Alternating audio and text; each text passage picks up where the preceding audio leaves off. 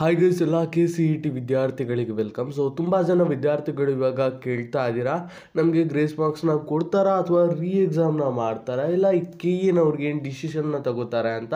So ಇದ್ರ ಬಗ್ಗೆ ವಿಡಿಯೋನಲ್ಲಿ ಒಂದು ಅಪ್ಡೇಟ್ನ ಕೊಡ್ತೀನಿ. ಅದೇ ರೀತಿ ಇವಾಗ ನಮಗೆ ರಿಸಲ್ಟ್ ಯಾವಾಗ ಅಂತಾನು ಕೂಡ ಕೇಳ್ತಾ ಇದ್ದೀರಾ. ಸೊ ಇದ್ರ ಬಗ್ಗೆ ವಿಡಿಯೋನಲ್ಲಿ ತಿಳಿಸ್ತೀನಿ. ವಿಡಿಯೋನ ಕೊನೆ ತನಕ ನೋಡಿ, ಆ್ಯಂಡ್ ಇಷ್ಟ ಆದರೆ ದಯವಿಟ್ಟು ಲೈಕ್ನ ಮಾಡಿಕೊಡಿ, ಆಯಿತಾ.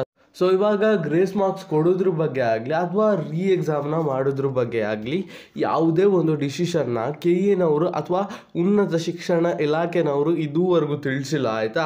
ಆ್ಯಂಡ್ ನನ್ನ ಪ್ರಕಾರ ಹೇಳೋದಾದರೆ ಈ ಒಂದು ಡಿಸಿಷನ್ ಏನಿದ್ದಾವೆ, ಸೊ ಇದು ಏಪ್ರಿಲ್ 27 ಒಳಗಡೆ ಅಥವಾ ಏಪ್ರಿಲ್ 29 ಒಳಗಡೆ ಖಂಡಿತವಾಗ್ಲೂ KEನವರು ಅಥವಾ ಉನ್ನತ ಶಿಕ್ಷಣ ಇಲಾಖೆನವರು ಒಂದು ಡಿಸಿಷನ್ನ ತಗೊಳ್ಳೇಬೇಕು. ಇನ್ ಕೇಸ್ ಏನಾದರೂ ಡಿಸಿಷನ್ನ ತಗೊಂಡಿಲ್ಲ ಅಂತಂದರೆ ಪೇರೆಂಟ್ಸ್ಗಳ ಕಮಿಟಿ ತಿಳಿಸಿರೋ ಪ್ರಕಾರ ಈ ಒಂದು ಏನು ಇಶ್ಯೂ ಇದ್ದಾವೆ ಇದು ಖಂಡಿತವಾಗ್ಲೂ ಕೋರ್ಟ್ಗೆ ಹೋಗುತ್ತೆ.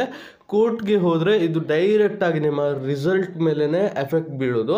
ನಿಮ್ಮ ರಿಸಲ್ಟ್ ಅನ್ನೋದು ತುಂಬ ಡಿಲೇ ಆಗುತ್ತೆ, ಆಯಿತಾ. ಅದೇ ರೀತಿ ನಿಮ್ಮ ಕೌನ್ಸಿಲಿಂಗ್ ಪ್ರೊಸೀಜರ್ ಏನಿದೆ ಅದು ಕೂಡ ಡಿಲೇ ಆಗುತ್ತೆ. ಸೊ ಕೌನ್ಸಿಲಿಂಗ್ ಪ್ರೊಸೀಜರ್ ಬಗ್ಗೆ ಮತ್ತೊಂದು ವಿಡಿಯೋ ಮಾಡ್ತೀನಿ, ಅದ್ರ ಬಗ್ಗೆ ನಿಮಗೆ ಕಂಪ್ಲೀಟ್ ಮಾಹಿತಿ ತಿಳಿಸ್ತೀನಿ, ಕೌನ್ಸಿಲಿಂಗ್ ಪ್ರೊಸೆಸ್ ಹೇಗಿರುತ್ತೆ ಅಂತ. ಸೊ ಅದಕ್ಕೆ ನಮ್ಮ ಚಾನಲ್ಗೆ ಸಬ್ಸ್ಕ್ರೈಬ್ ಮಾಡ್ಕೊಳ್ಳಿ, ಆಯಿತಾ.